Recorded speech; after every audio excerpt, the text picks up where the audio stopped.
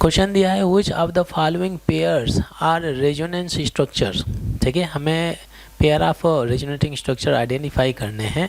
और रेजोनेंस कहाँ पे होता है ये मालूम है आपको, जहाँ पर होता है कॉन्जुगेटेड सिस्टम वहाँ पे मिलेगा आपको रेजोनेंस, और रेजोनेंस की वजह से सिस्टम की स्टेबिलिटी क्या हो जाती है भाई, बढ़ जाती है। ठीक है, एक चीज़ और भी दिमाग में रखेंगे, किसी भी कंपाउंड का अगर आपने आरएस बनाना है तो ये समझ लीजिए जो भी आइटम उसमें डले होंगे उन एटम का मूवमेंट कभी भी नहीं होता है। वो एटम कभी भी अपनी जगह से टच से मस नहीं होंगे। मतलब क्या है कि वो अपनी पोजीशन कभी भी चेंज नहीं करेंगे। ठीक है, केवल आपका क्या मूवमेंट करेगा, pi electron positive charge, negative charge, lone pair, ये मूवमेंट करते हैं, एक एटम से दूसरे एटम में पहुंच जाते हैं। बट कभी भी जो एटम डले हैं उस कंपाउंड में, ठीक है, रिंग एक्सपेंशन या रिंग कॉन्ट्रैक्शन, ऐसी चीज़ें कभी भी नहीं होती हैं। ठीक है ना भाई, बिल्कुल सेम रहता है। यही कंडीशन को दिमाग में रखते हुए इस क्वेश्चन को आंसर करने की कोशिश करते हैं। अब देखिए फर्स्ट वाले में अगर आप देखें तो ये आपका ओपन चेन दिया हुआ है और ये आपका साइक्लिक चेन दिया हुआ है।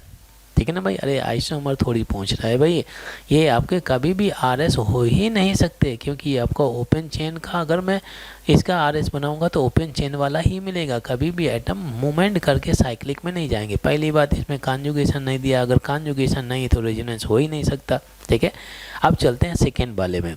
तो यहाँ पे अगर सेकेंड वाला जो कंपाउंड डला है तो ये आपका इन हो गया, इन है डबल बॉन्ड, और ये आपका OH डला है तो ये ऑल हो गया। तो कौन सा फॉर्म डला है, इनॉल।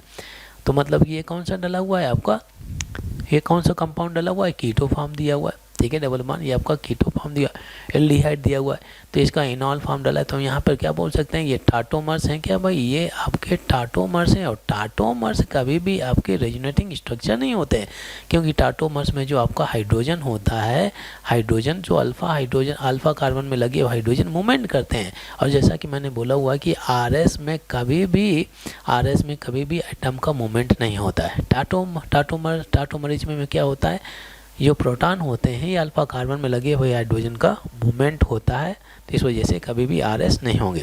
थर्ड कंपाउंड में अगर आप देखें, ठीक है, थर्ड कंपाउंड में तो यहाँ पे अगर आप देखें तो ये जो आपका ऑक्सीजन है, oxygen is more electronegative than carbon, ये तो समझ में आता है। तो अगर oxygen is more electronegative than carbon, तो ऑक्सीजन इलेक्ट्रॉन पुल करेगा तो कार्बन के पास में पार्शियल पॉजिटिव चार्ज और ऑक्सीजन के पास में क्या होगा, नेगेटिव चार्ज। आप लोगों ने सीखा होगा कि अगर मेरे पास में कुछ ऐसा सिस्टम डला है X प्लस और ये आपका ये हो गया Y माइनस, क्या ये आपका कॉन्जुगेटेड सिस्टम है? क्योंकि यहाँ पे अगर आप देखें अभी सिंगल बॉन्ड है, बट ये पॉजिटिव नेगेटिव जब कनेक्ट होंगे तो क्या बनाएंगे, डबल बॉन्ड। ये नेगेटिव चार्ज जब इधर उतरेगा तो X डबल बॉन्ड Y हो जाएगा, Y ने एसेंस इलेक्ट्रॉन लूज किया तो यहाँ पे आ जाएगा पॉजिटिव चार्ज। ठीक है ना भाई, तो इस तरह से ये आपका रेजोनेटिंग स्ट्रक्चर, ये कॉन्जुगेटेड सिस्टम माना जाता है। अब इसमें रेजोनेंस कराया तो कुछ ऐसा सिस्टम आएगा जहाँ पर सिंगल हो गया डबल बॉन्ड, मतलब क्या है कि ये आरएस हो गया। ठीक है, तो सिमिलरली यहाँ पर क्या था, डबल था तो अब इसका आरएस बनाएंगे तो कन्वर्ट हो गया सिंगल में, तो डबल से सिंगल, सिंगल से डबल, ये आरएस में होता है। ठीक है, कार्बन के पास में पॉजिटिव चार्ज आएगा, ऑक्सीजन के पास में नेगेटिव चार्ज आ गया। ये आपके आरएस हैं। जो एटम थे जो जिस जगह थे वो बिल्कुल फिक्स रखे हुए हैं, बिल्कुल ये आपके आरएस हैं।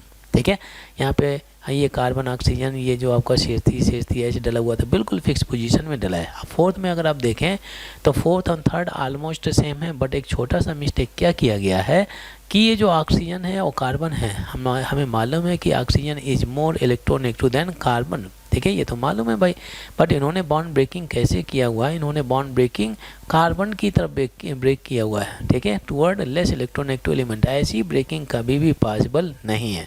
जब ब्रेकिंग किया तो कार्बन के पास में नेगेटिव चार्ज, ऑक्सीजन के पास में पॉजिटिव चार्ज, ऐसी ब्रेकिंग पॉसिबल नहीं है। इस कंडीशन में ये जो कंपाउंड आपका मिलेगा हाईली अनस्टेबल होगा, इतना अनस्टेबल होगा कि इस फॉर्म में ये कभी भी एग्जिस्ट नहीं करेगा, मतलब इस तरह की ब्रेकिंग पॉसिबल नहीं।